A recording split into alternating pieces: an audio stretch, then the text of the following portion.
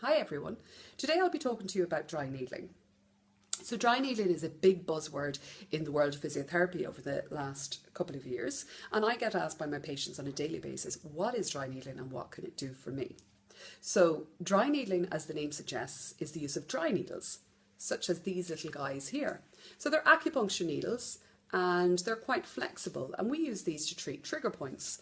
So trigger points are simply sensitive points within the muscles or tight bands of muscles that when you touch them reproduce your familiar symptoms. I find that sometimes I'm not able to get rid of trigger points with simple massage and trigger point release. Therefore, using a needle as an extension of my fingers, I can get deeper within the muscle and get rid of the trigger points.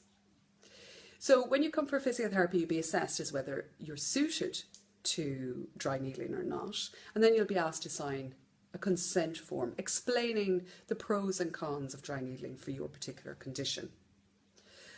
So then we examine the area, we locate our trigger point and we clean the area, and then we insert our needle.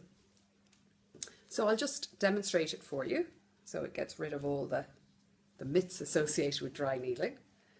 So basically what we do is we simply tap in the dry needle, and you'll feel a little sting as the needle is introduced into the muscle, and then there's lots of different techniques that we can use, but one of my favourites is called fishing. So you literally fish around the muscle for trigger points, and you can get different reactions to the needle.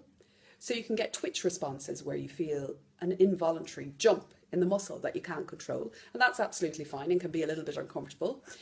Or you can find areas where you can actually see the needle is quivering, and that means it's in a trigger point. And what we do is we just let it settle down, and when it's comfortable then we move on and look for the next trigger point.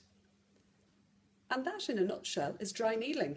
Very effective form of physiotherapy. I would suggest that you go to a qualified chartered physiotherapist who has a good knowledge of anatomy and is experienced in dry needling, and you should get great results. Okay?